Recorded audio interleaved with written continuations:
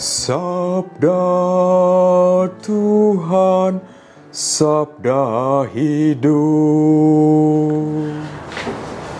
Para sahabat yang terkasih, selamat pagi di hari Jumat ini. Sebentar lagi kita memasuki akhir pekan. Tetapi hari ini, sabda Tuhan kembali menyapa hati kita semua. Yang diambil dari Injil Yohanes bab 10 ayat 31 sampai 42. Sekali peristiwa, orang-orang Yahudi mau melempari Yesus dengan batu.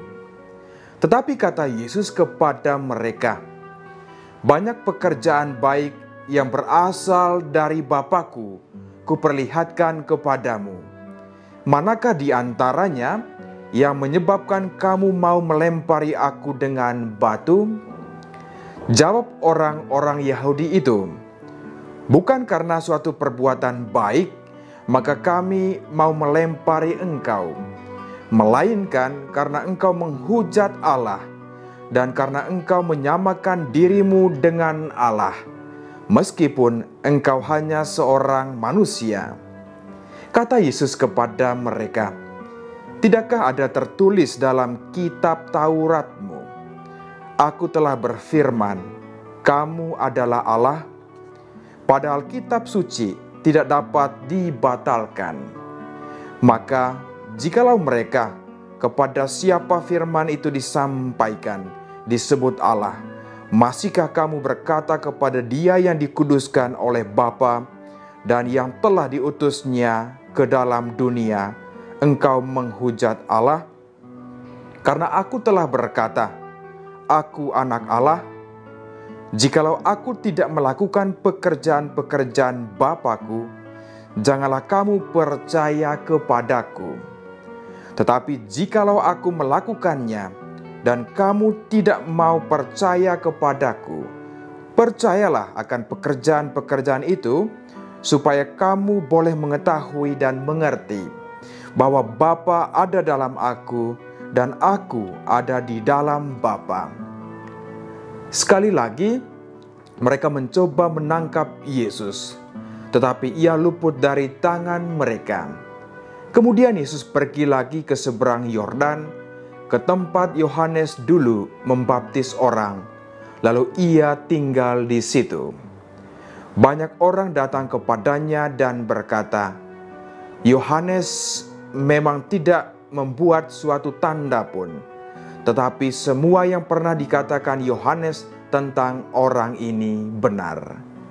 Dan banyak orang di situ percaya kepadanya.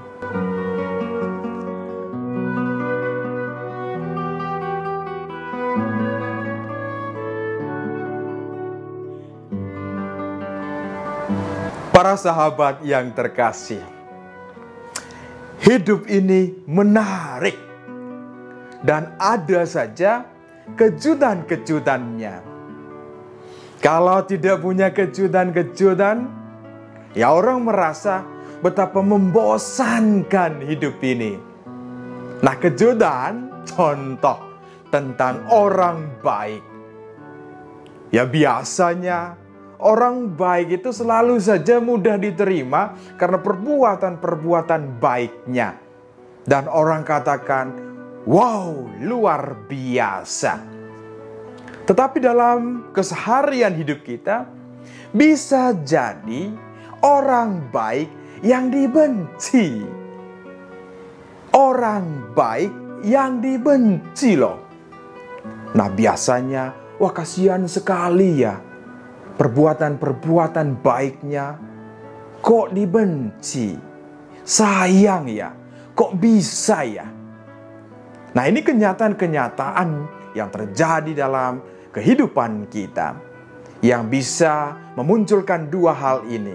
Yang pertama, dia menjadi pribadi yang kuat apapun omongan orang. Ibarat anjing menggonggong, kafilah berlalu. Dia melangkah maju, tetap berbuat baik. Bahkan dia merasa omongan orang itu bisa menjadi batu loncatan untuk dia melangkah.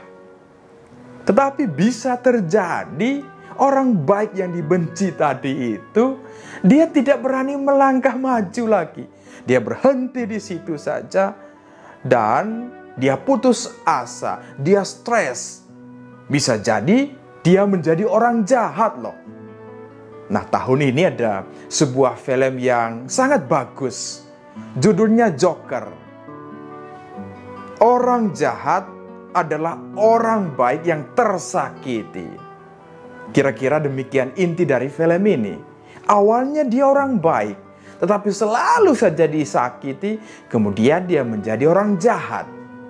Nah, para sahabatku yang terkasih, yang terjadi dalam kehidupan kita ini, kalau kita renungkan dalam bacaan khususnya Injil hari ini, juga dialami oleh Tuhan Yesus.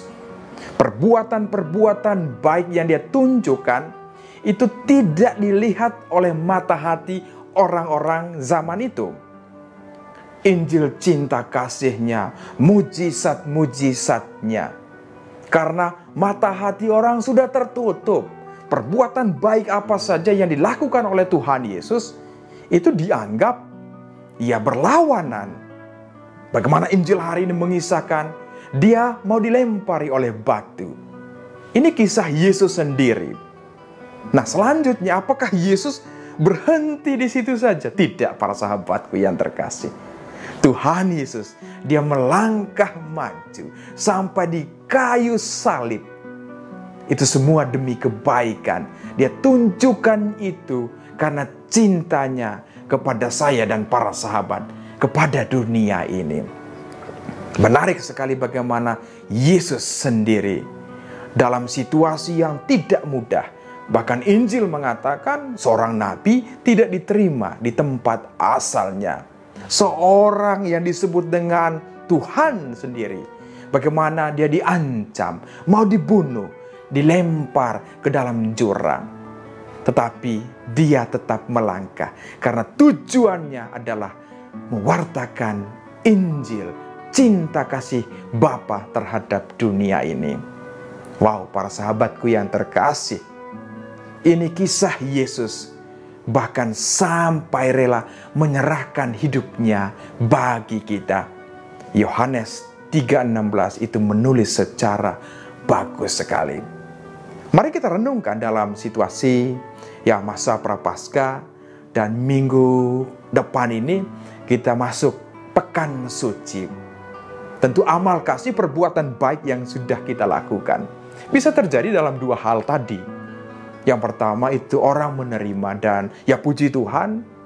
Tetapi bisa jadi dalam perjalanan Prapaskah ini tidak semua orang terima. Apapun yang kita lakukan, perbuatan-perbuatan baik, bahkan kita dibenci. Namun Yesus mengajarkan untuk tidak berhenti di situ saja, melangkah maju.